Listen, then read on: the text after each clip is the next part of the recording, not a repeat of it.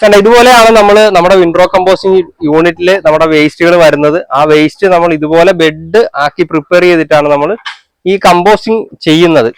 ഇന്ന് നമ്മൾ ചെയ്യുന്നത് ചിക്കന്റെ വേസ്റ്റും ഫ്രൂട്ട്സും വെജിറ്റബിൾസും ഫുഡ് വേസ്റ്റും എല്ലാം കൂടെയാണ് നമ്മൾ ചെയ്യുന്നത്.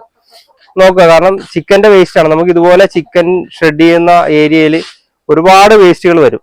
അല്ലെങ്കിൽ ചിക്കന്റെ ഫാം നടത്തുന്നവരാണെങ്കിലും ചിക്കൻ കട്ട് ചെയ്യുന്ന സ്ഥലങ്ങളിലൊക്കെ ആണെങ്കിലും ഒരുപാട് വേസ്റ്റ് ഇതുപോലെ വരും. ആ വേസ്റ്റിനെയൊക്കെ ശരിക്കും നമുക്ക് നമ്മുടെ കൾച്ചർ ഉപയോഗിച്ച് ഈ വിൻഡ്രോ കമ്പോസ്റ്റിംഗ് രീതിയിൽ വളരെ ഈസി ആയിട്ട് മാനേജ് ചെയ്യാവുന്നേ ഉള്ളൂ.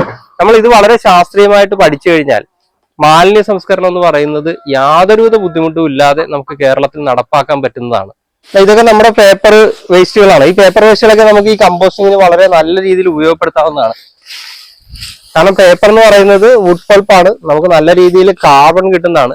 ഇത് ശരിക്കും പ്രസ്സുകളിലൊക്കെ വളരെ കുന്നുകൂടി കിടക്കുന്ന സാധനമാണ്. അവരെവിടെ ഡിസ്പോസ് ചെയ്യണമെന്ന് അറിയാൻ പാടില്ലാതെ വിഷമിച്ച് നിൽക്കുന്ന സാധനമാണ്. അതൊക്കെ നമുക്ക് ശരിക്കും നമ്മുടെ ഈ കമ്പോസ്റ്റിങ്ങിൽ നല്ല രീതിയിൽ ഉപയോഗപ്പെടുത്താവുന്നതാണ്. ഇതൊക്കെ ആഡ് ചെയ്ത് കഴിയുമ്പോൾ ശരിക്കും നമുക്ക് കിട്ടുന്ന വളം എന്ന് പറയുന്നത് ഏറ്റവും നല്ല വളം നമുക്ക് ഇതിലൂടെ ഉത്പാദിപ്പിച്ചെടുക്കാൻ പറ്റും. കാരണം ഇതിനകത്ത് ഇപ്പോൾ ഫ്രൂട്ട്സിന്റെ വേസ്റ്റ് ഉണ്ട്, അതുപോലെ ഫുഡ് വേസ്റ്റ് ഉണ്ട്, ചിക്കൻ വേസ്റ്റ് ഉണ്ട്, നമുക്ക് പേപ്പർ വേസ്റ്റ് ഉണ്ട്.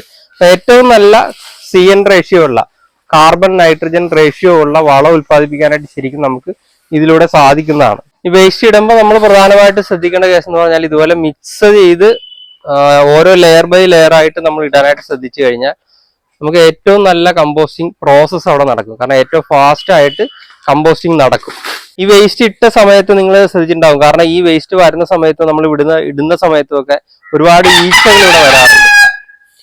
ഈച്ചകൾ വരാറുണ്ട്. പക്ഷെ നമ്മുടെ കൾച്ചർ ഉപയോഗിച്ച് കഴിഞ്ഞാലുള്ള ഗുണം എന്ന് പറഞ്ഞാൽ ഈച്ചകളുടെ മുട്ട ഒരിക്കലും ഹാച്ച് ചെയ്യില്ല. അതായത് ഈച്ച ഇടുന്ന മുട്ട വിരിഞ്ഞ് കുഞ്ഞുങ്ങൾ ഉണ്ടാവില്ല. അപ്പൊ നമുക്ക് ഒരിക്കലും ഇതുപോലത്തെ ഈ ഫ്ലൈസിന്റെ ശല്യം ഇല്ലാത്ത രീതിയിൽ ചെയ്യാനായിട്ട് നമ്മുടെ കൾച്ചറിലൂടെ സാധിക്കും. ഇത് ഞങ്ങൾക്ക് മാത്രം സാധ്യമാകുന്ന ഒരു കാര്യമല്ല, എല്ലാവർക്കും ചെയ്യാൻ പറ്റുന്ന ഒരു മേഖലയാണ് മാലിന്യ സംസ്കരണം എന്ന് പറയുന്നത്.